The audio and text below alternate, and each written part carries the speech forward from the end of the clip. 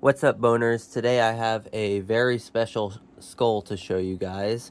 So this is the skull of a laughing owl, and the laughing owl was a species of owl that lived in New Zealand, and it went extinct officially when it was declared extinct was 1914.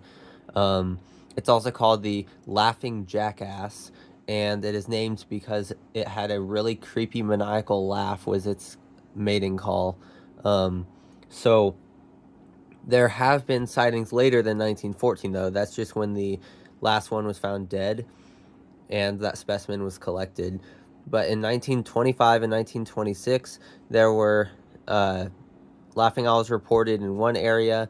In the 1940s, there was an individual that had been seen multiple times throughout the decade. In 1952, there was a unidentified bird that was flying overhead, and it made a maniacal laugh, so people thought it could potentially have been this guy.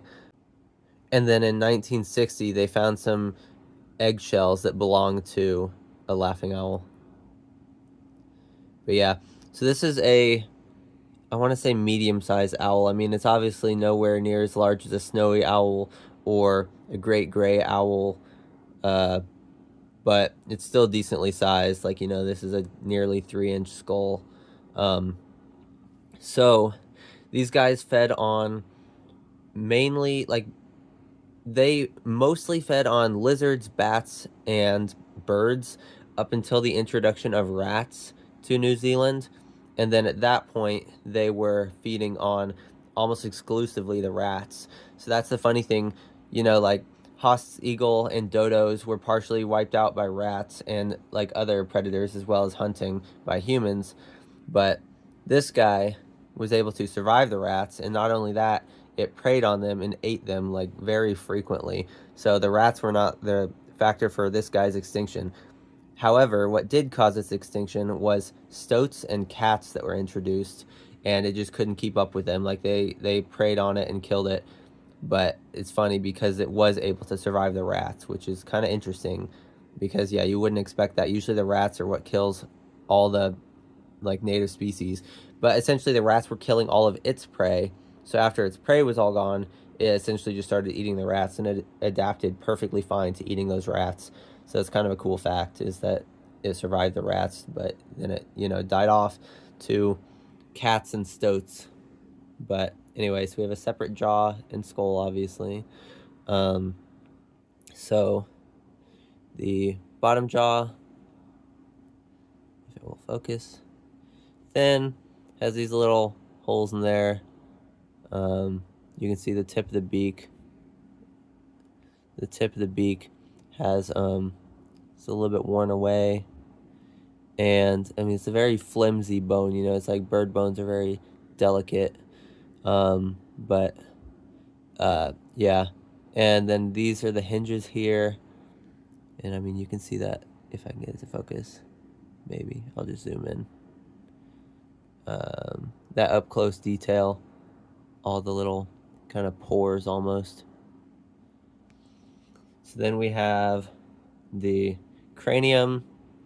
And so, yeah, 1 second. There we go. Okay. The cranium, you can see it has some slight damage here. So it had some like head trauma or something, potentially, well, probably certainly how it died. You will notice right away the beak kind of like curves up here. So it's got like a little knob on it essentially, which is pretty unique. And I think that's awesome how it has that little raised knob. You can see just like other birds of prey, other owls and stuff, it has the hooked beak for tearing things apart. Obviously massive orbits, like, these would be really big eyes. And then we have the nostrils here, which you can see kind of go into a pit. Ooh, that got blurry. They kind of go into this little pit there. And the underside, you can see the underside of the beak. You can see the foramen magnum. And then, yeah, up close, let me zoom in again. Up close, you can see little, like, Man, there's like hairs all over this. You can see little pores in here on the tip of the beak. But yeah, so these guys, just like other owls, they like threw up pellets. So whatever they ate would be thrown up into an owl pellet. And so people would collect these to figure out what they're eating. They found like 28 different species of bird within their pellets, as well as bats and lizards and stuff like that. So it's kind of all over the place. They ate crickets like giant wettas. So that's kind of interesting. And that's the thing, is that they only weighed 600 grams, but they were taking out prey items that were essentially half the weight of them. So that's kind of crazy. But no, this is pretty cool to have a extinct species of owl skull. And then yeah, we just have the hinges. You can see how those line up essentially perfectly like that in there. So then you just put that on there, and then you can see that's how it would bite.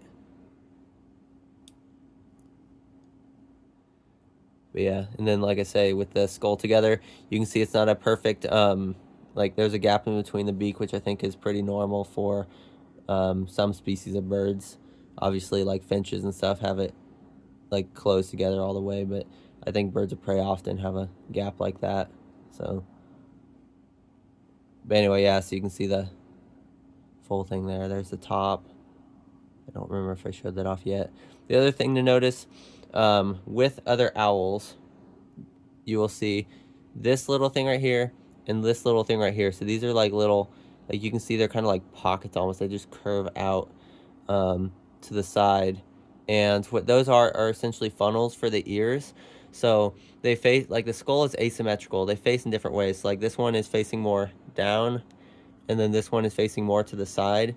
So what this does is when they hear a prey item, they can tell more efficiently which direction it's coming from, and that allows them to find it faster, because like the sound of like whatever the prey is making will like enter either this ear or this ear at whichever angle it comes from, and that alerts them to like, oh, this is exactly where this prey item is, and then they just have to look for it, and then they'll go swoop down and snatch it.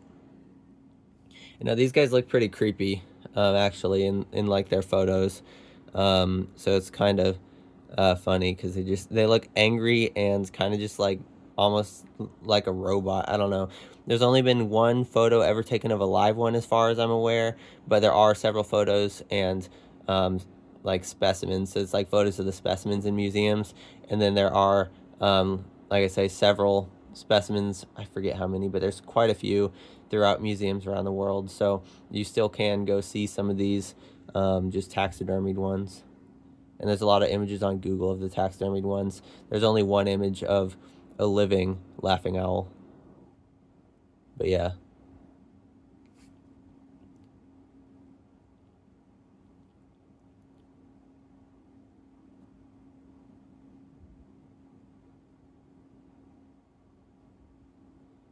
You know, it's a pretty cool bird.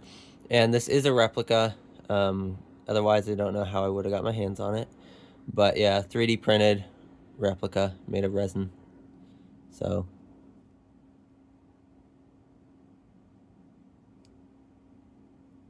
but no, it's really awesome, and it's cool to have like a extinct species, like a skull from an extinct species. So, especially like super high quality like this. So it's pretty cool. But yeah.